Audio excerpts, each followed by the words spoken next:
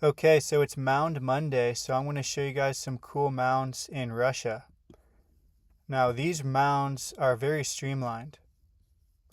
For example, this one here, it's very obvious how water streamlined around this mound.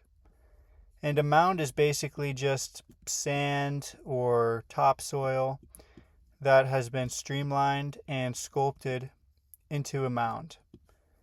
And when they become more streamlined and straight, they're borderline drumlins at that point.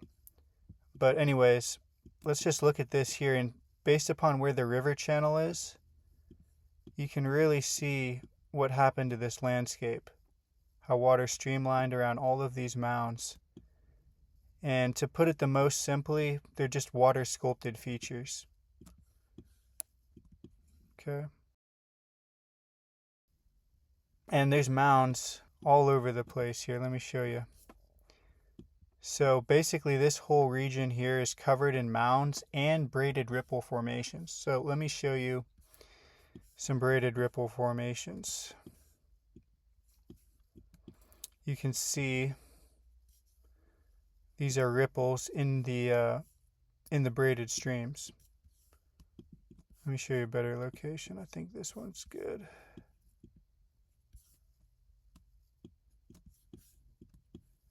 See that? These are all ripples in the valleys. And let's just check out some more spots. So now we're getting some mounds that are more rounded, less streamlined. And then it's all around these ripples. Super cool. And there's a lot of beautiful patterns. I highly recommend you go on Google Earth and just check out this spot because you really can't miss. You could go anywhere and find some cool stuff, but I put some pins on some of my favorite locations. Here you can really see how streamlined they are and how they have so much to do with the paths.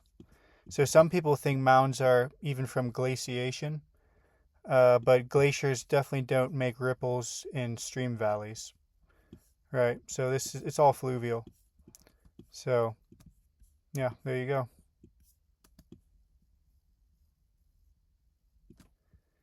So this mound right here is a streamlined feature that's 4 kilometers wide. Thanks for watching. I hope you guys learned something. Have a good day. Alright, it's Mound Monday, and we're going to be looking at mounds that lead into coves. Some of the best locations of this are in Australia, Ireland, in Mexico on the Yucatan Peninsula, in Argentina, northern Canada, and Kazakhstan. So in our Australian example, we can see that these mounds here lead into this cove right here. Now this is an amazing spot because you can see the channel's bank very clearly. And this is a great example of how channels make coves. And then now let's zoom into the mounds. And we see we've got mounds that have been sculpted by water flow. And then right next to that, we have drumlins, which form parallel with that current. So the current flowed into the cove like this. But let's go backwards, and we find more drumlins over here. Okay, if you study the landscape of Australia, it's absolutely covered in drumlins. And this is all from sheet water flow. This is not from wind. This scoured out path is definitely the action of water, because water is a heavy fluid and likes to carve things out. All right, let's go to Ireland.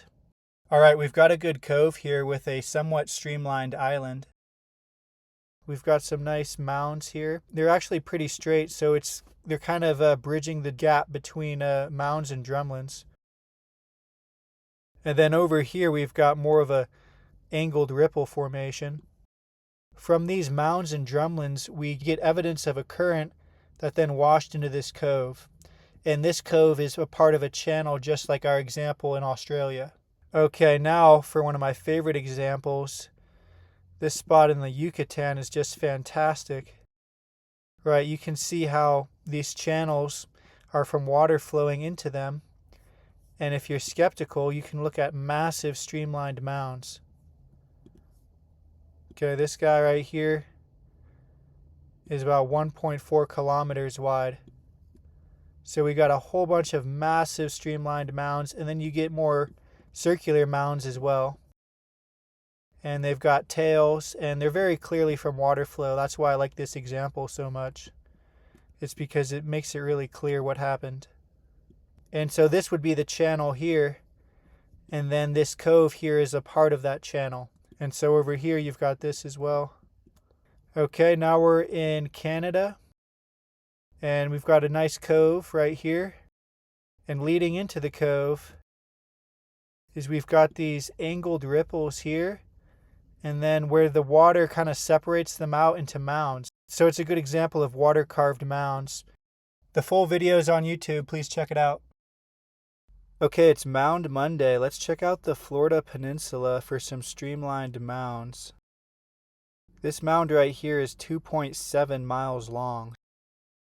But you can actually see that these mounds are directional features because they're asymmetrical. The more pointed part of the mound is the tail, and the more rounded part is the head or the front. So now that we know the current direction, we can orientate our view to look down the current, and we can see that the current washed this direction. It goes this way, and then it swings around here. Now this whole land here is only about 10 to 20 feet above sea level, so it's very comprehensible that all this erosion was from the ocean current. And we can see a transition from more rounded mounds here, like the more typical mounds, which are more common. And then they transition into basically drumlins. These are basically drumlins here. Now this curving path of current, which makes a nice right-hand turn, is a lot like what we see up in the Arctic archipelago. For example, here we've got mounds, and then here we've got drumlins. So it's a very similar landscape, except for up here the only reasonable answer is ice sheets for some reason. But of course I disagree with that. And you can even see the swirling path of the water current. Right, so an ice sheet isn't going to swirl this quickly. But I digress. Let's go back to Florida. If we go over to this location, we actually find the exact opposite of mounds. All of these are lakes. These are all scoured out regions. And in this scoured terrain, we then stumble upon circular mounds. The scours are the first spots eroded on the land's surface, and the mounds are the last spots remaining on the same surface. Okay, happy Mound Monday, everybody.